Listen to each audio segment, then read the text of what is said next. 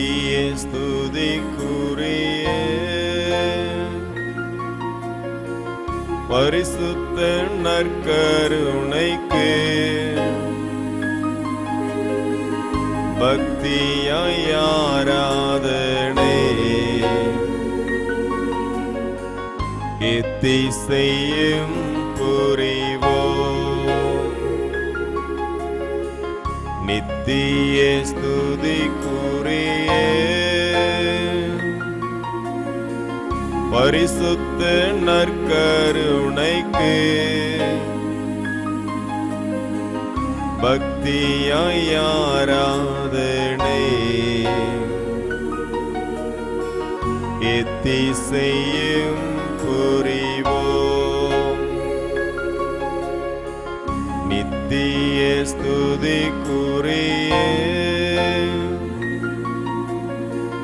பரிசுத்த நற்கருணைக்கு பக்தியாய் ஆராதனை எத்திசையும் புரிவோம்.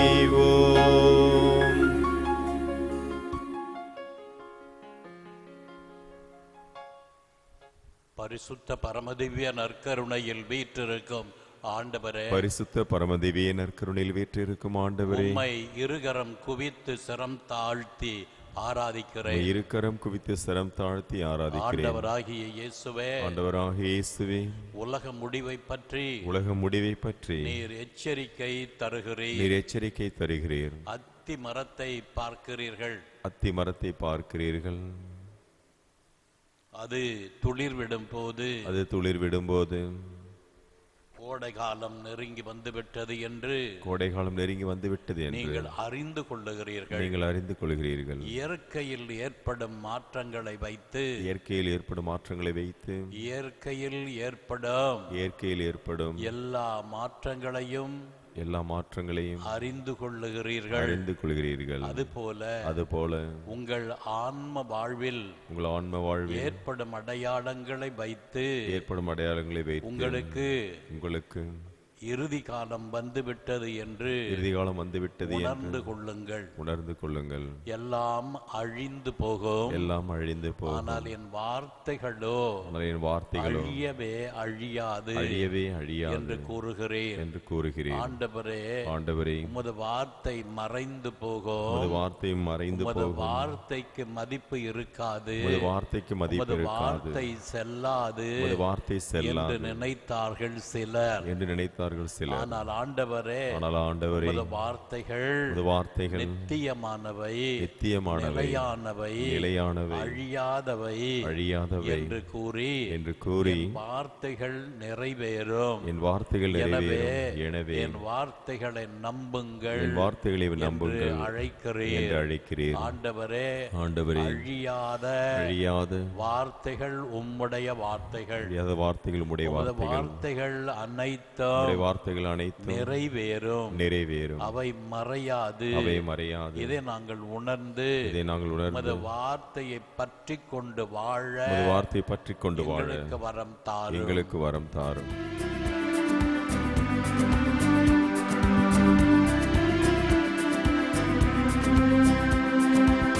வாழ்வு தருவதும் இறை வார்த்தை, நம்மை வாழ வைப்பதும் இறை வார்த்தை.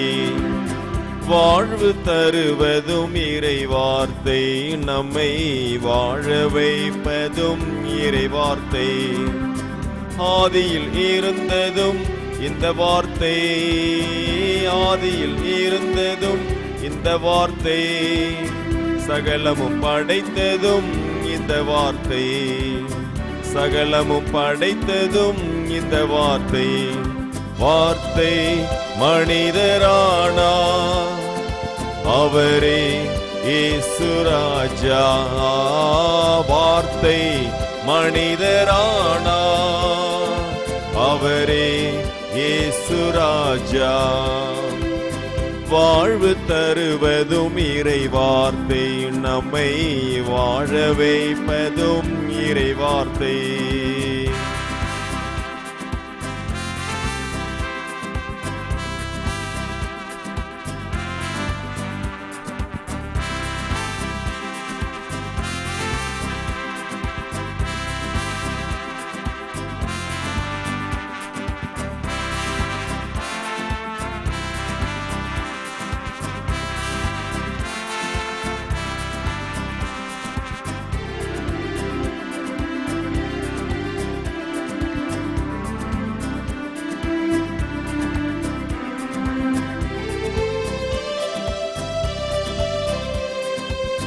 அன்பை தருவதும் இறைவனின் வார்த்தை, ஆற்றி தேற்றுவதும் இறைவனின் வார்த்தை.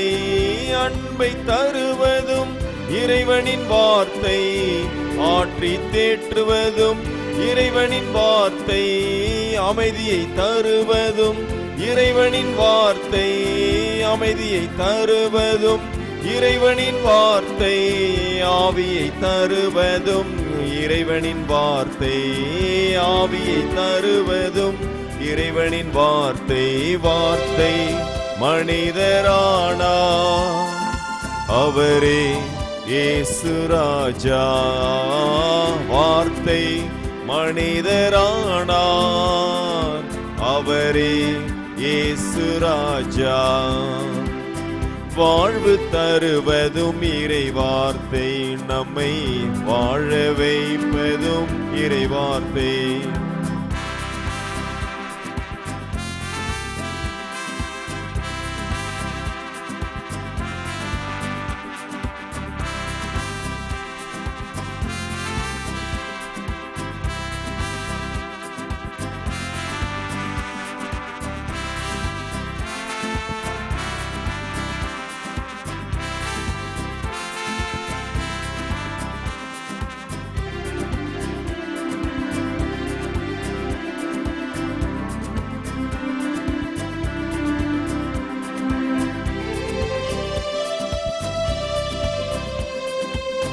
நோய் நொடிகளை எல்லாம் குணமாக்கும் வார்த்தை, அற்புத அடையாளம் செய்திடும் வார்த்தை.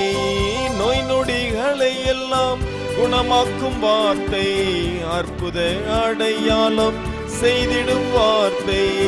மரித்த லாசருவை உயிர்ப்பித்த வார்த்தை, மரித்த லாசருவை உயிர்ப்பித்த வார்த்தை. காற்றையும் கடலையும் அதட்டிய வார்த்தை, காற்றையும் கடலையும் அதட்டிய வார்த்தை. வார்த்தை மனிதரானார் அவரே இயேசு ராஜா. வார்த்தை மனிதரானார் அவரே இயேசு ராஜா. வாழ்வு தருவதும் இறை வார்த்தை, நம்மை வாழ வைப்பதும் இறை வார்த்தை. வாழ்வு தருவதும் இறை வார்த்தை, நம்மை வாழ வைப்பதும் இறை வார்த்தை. ஆதியில் இருந்ததும் இந்த வார்த்தை, ஆதியில் இருந்ததும் இந்த வார்த்தை. சகலமும் படைத்ததும் இந்த வார்த்தை, சகலமும் படைத்ததும் இந்த வார்த்தை. வார்த்தை மனிதரானார் அவரே இயேசு ராஜா. வார்த்தை மனிதரானார் அவரே இயேசு ராஜா.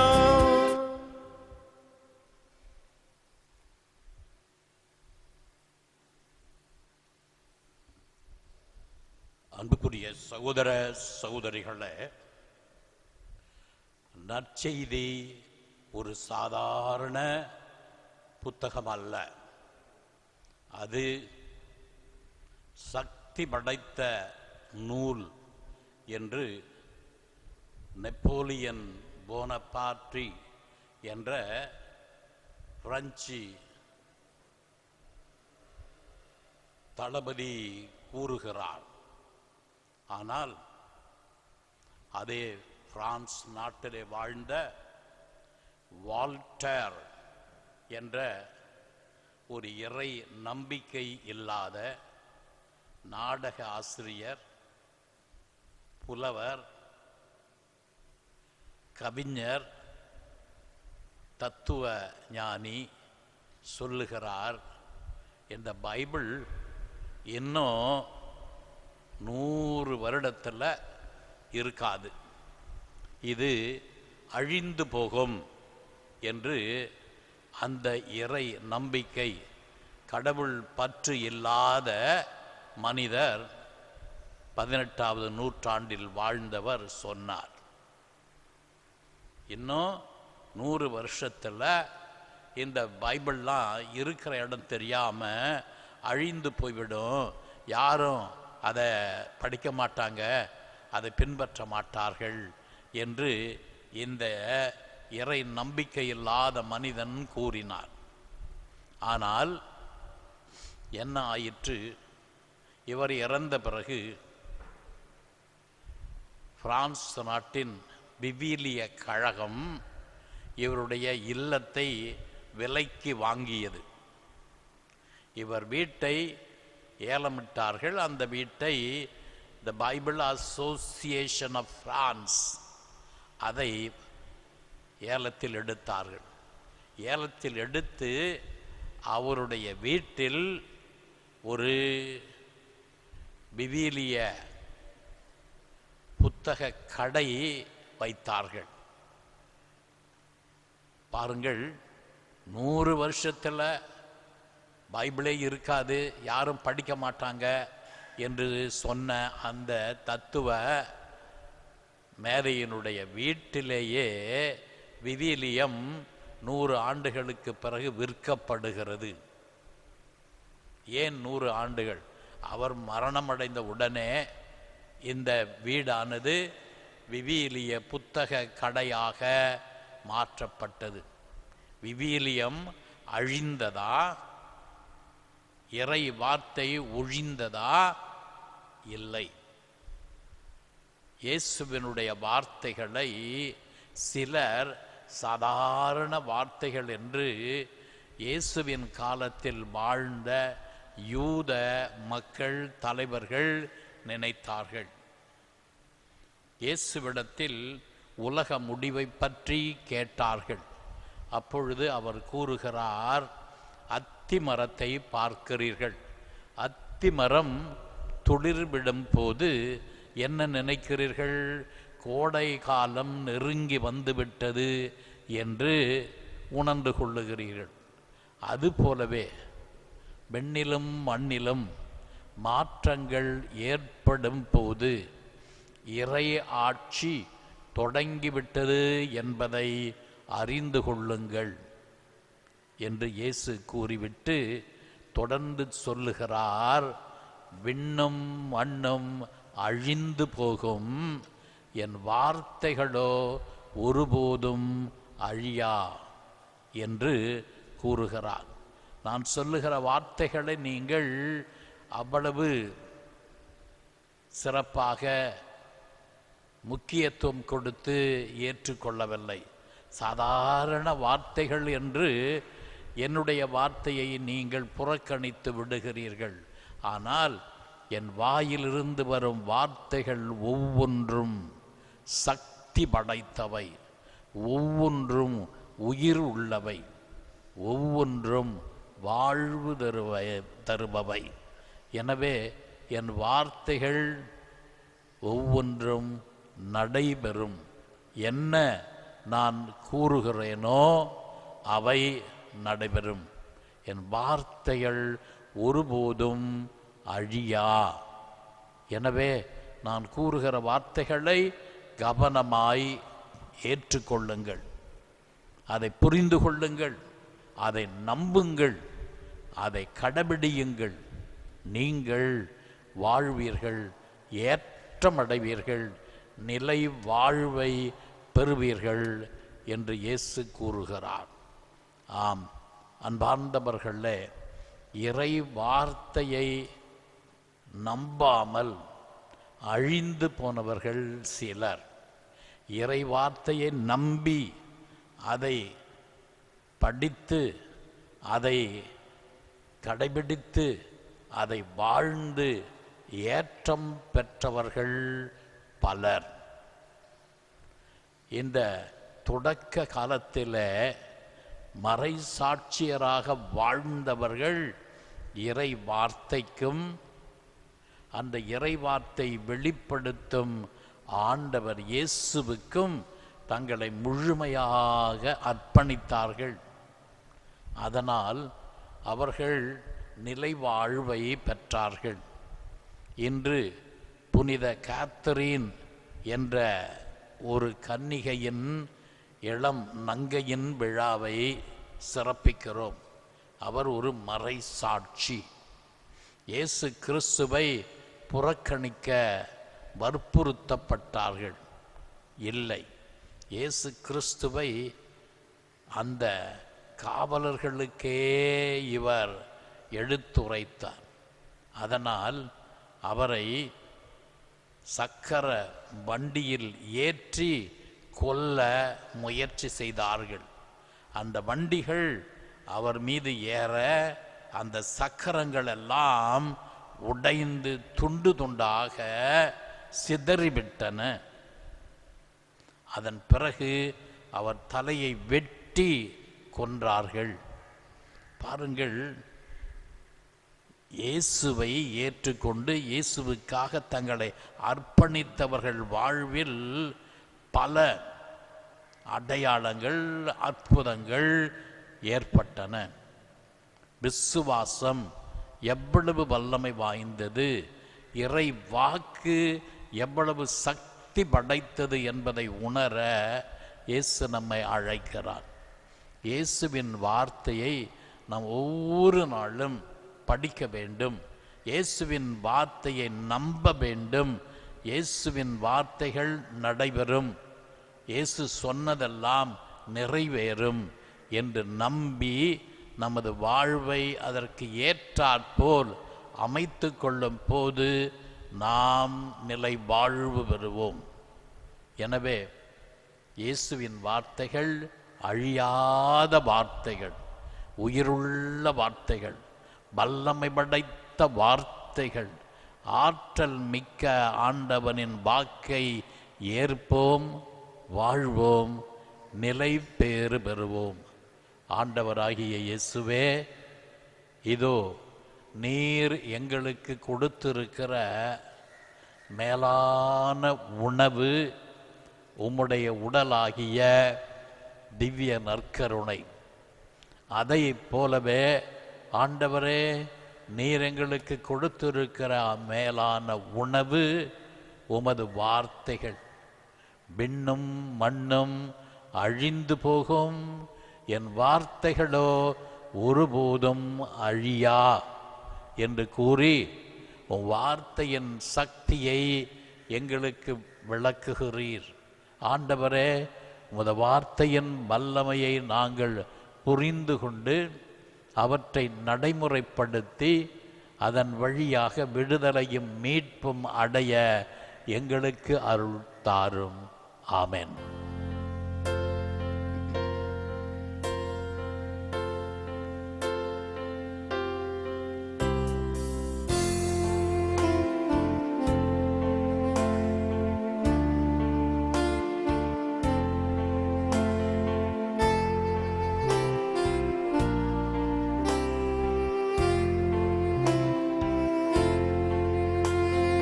Tanto mirgo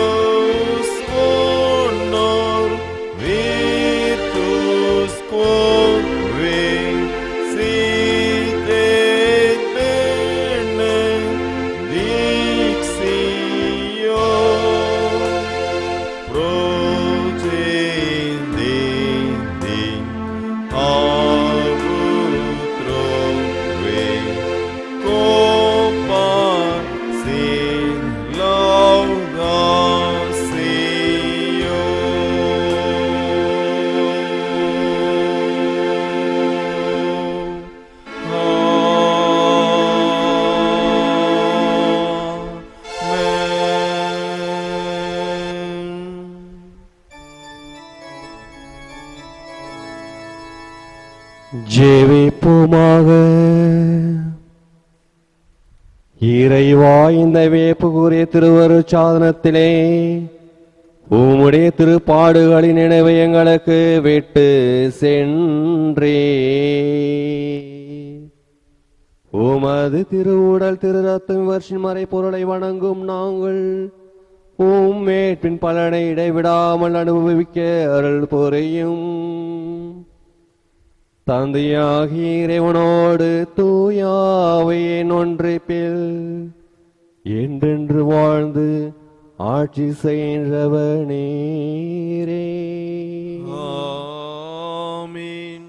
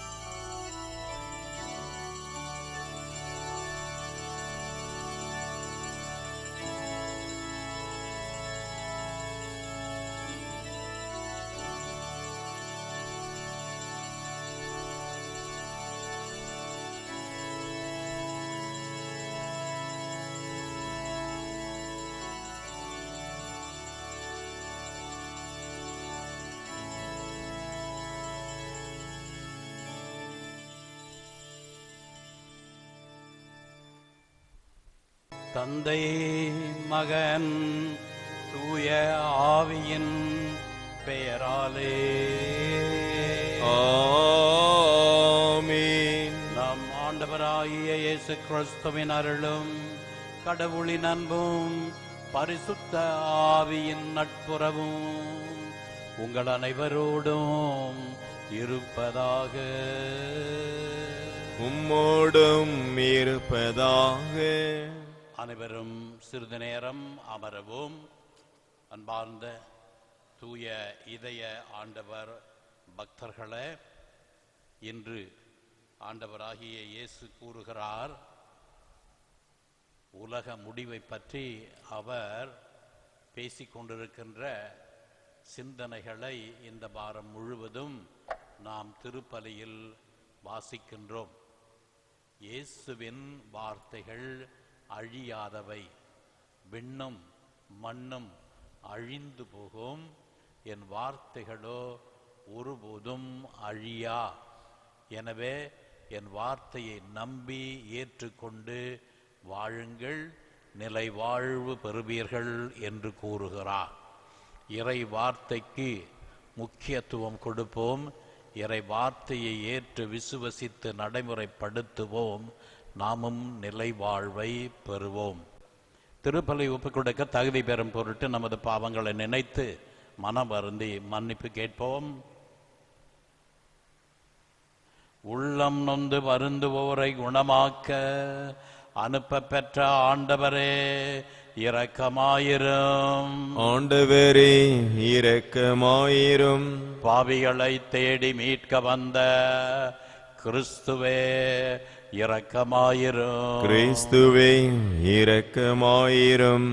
எங்களுக்காக பரிந்து பேச தந்தையின் வலப்பக்கம் வீற்றிருக்கும் ஆண்டவரே இரக்கமாயிரும். ஆண்டவரே இரக்கமாயிரும். எல்லாம் வல்ல இறைவன் நம் மீது இரக்கம் வைத்து நம் பாவங்களை மன்னித்து நம்மை நித்திய வாழ்வுக்கு அழைத்து செல்வாராக. ஆமென். ஜெபிப்போமாக.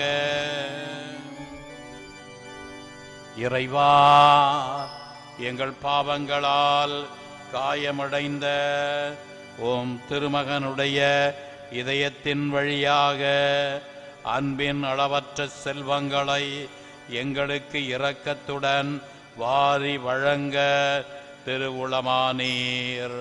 நாங்கள் அந்த இதயத்தை பக்தி பற்றுதலுடன் வழிபட்டு பாவப் பரிகாரத்தின் கடமையை எங்கள் வாழ்வில் ஏற்று நிறைவேற்ற எங்களுக்கு அருள்வீராக. எங்கள் ஆண்டவராகிய கிறிஸ்து வழியாக உம்மை மன்றாடுகிறோம். ஆமென். முதல் வாசகம். புதிய எருசலேம் என்னும் திருநகர் கடவுளிடமிருந்து விண்ணகத்தை விட்டு இறங்கி வரக் கண்டேன். திருத்தூதர் யோவான் எழுதிய திருவெளிப்பாட்டிலிருந்து வாசகம். வானதூதர் ஒருவர் விண்ணகத்திலிருந்து இறங்கி வரக் கண்டேன். படுகுழியின் திறவுகோலும் முரட்டு சங்கிலியும் அவர் கையில் இருந்தன. அலகை என்றும் சாத்தான் என்றும் அழைக்கப்பட்ட அரக்க பாம்பை அவர் பிடித்தார். அதுவே தொடக்கத்தில் இருந்த பாம்பு. வானதூதர் 1000 ஆண்டுகளுக்கு அதை கட்டி வைத்தார். பின்னர் அதை படுகுழியில் தள்ளி குழியை அடைத்து முத்திரையிட்டார். இவ்வாறு